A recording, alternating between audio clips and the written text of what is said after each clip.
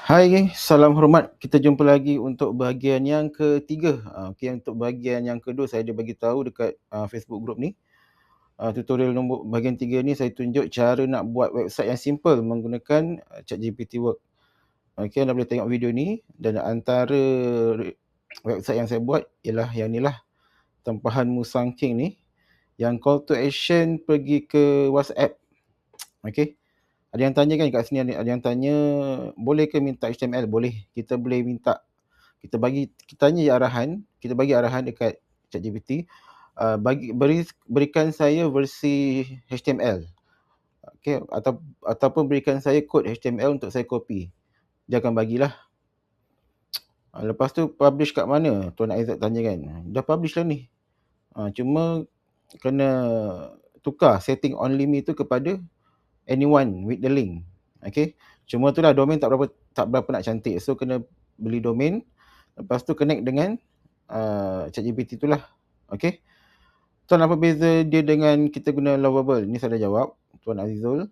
Dia tanya tak. Platform Lovable ni dia dah lama kan. Dia lebih stable lah pada saya. Kalau fokus pada penghasilan apps yang lebih stabil, better pakai Lovable.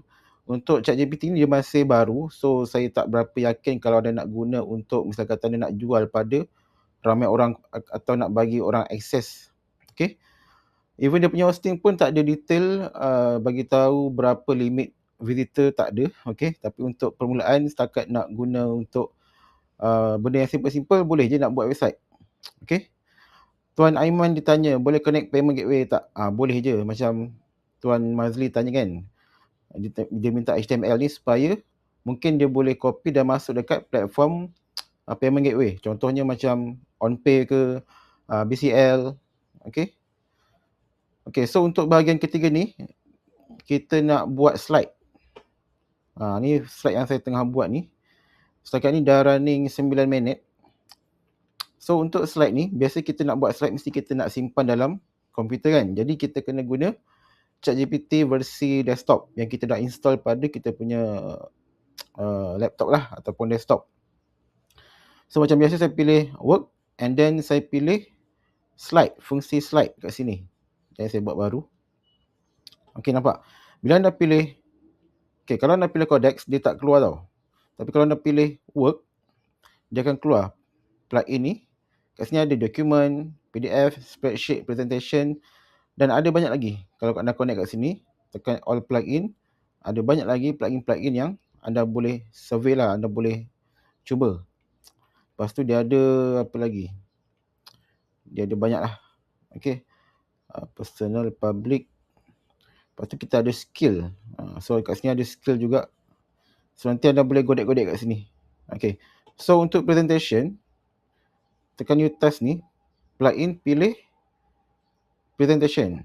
So anda boleh buat lah presentation macam mana yang anda nak. Okay, macam ni saya dah buat tadi. Okay, dah siap ni. Yang ni saya pilih presentation. Lepas tu saya buat satu folder khas. Maksudnya kalau saya tekan new task tadi kan, saya pilih choose project.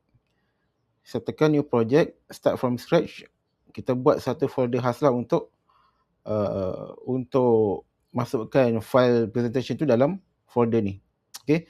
So yang ni saya dah buat tadi. Okay, so dia ambil masa lebih kurang 10 minit juga nak buat presentation ni. Okay, cuma dia masa ni bergantung pada tugasan yang anda arahkan lah. Macam ni saya minta dia buat 7 cara ChatGPT membantu usahawan kecil menjimatkan masa. Okay, so saya bagi prompt ni. Dia buat lah. Prompt ni saya minta ChatGPT je buatkan. Okay, saya bagi arahan. Buatkan slide untuk sekian-sekian. Lepas tu nanti dia akan bagi ni. And then saya copy paste masuk sini. And then dia buat lah. Jom kita tengok macam mana hasil dia. Okay, so kita boleh tengok kat bahagian kanan ni. So ini hasil dia. Okay, nampak ni.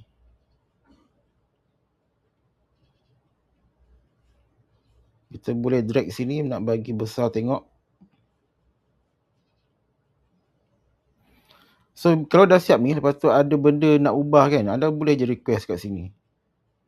Okay. Saya minta dia tolong ubah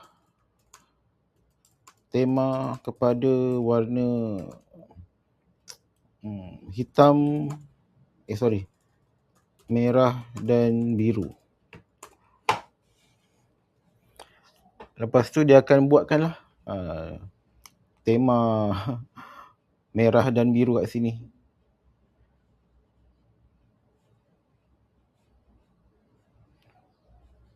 Okey, kita tunggu dia kejap. Kat sini dia ada dia punya ni dia macam kita boleh scroll kat sini.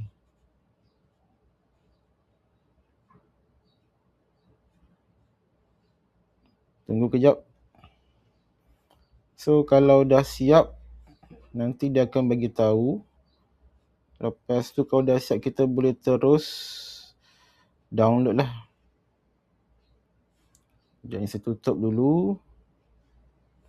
Tunggu dia buat. Okay, nampak ni. Yang ni dia dah bagi location dekat folder yang saya buat tu lah.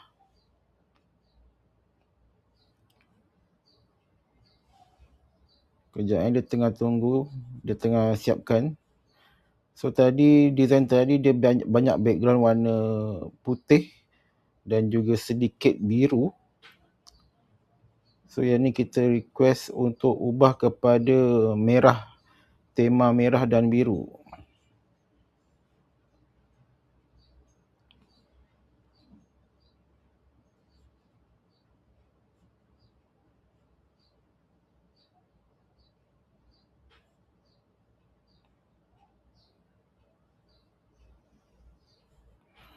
Oh, lagi satu yang ni saya masih pakai 5.5 model, bukan 5.6. Okey. So kalau pakai 5.6 mungkin hasil dia lebih cepat lah. Okey, yang ni dah siap. Saya minta tukar kepada merah dan biru.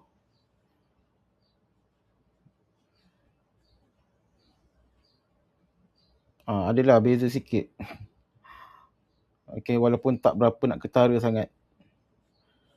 Okey, so kita boleh download, open file.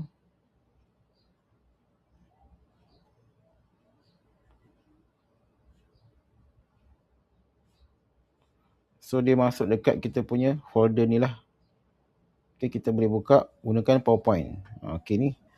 Tapi ni saya punya dah expired. Saya biasa guna Google Slide. Okey, so ini hasil dia.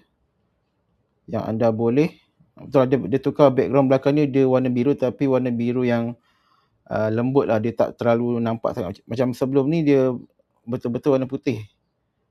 So dia ada merah sikit, biru. Okey. Boom. Okey, so itu saja cara paling mudah untuk buat slide lah.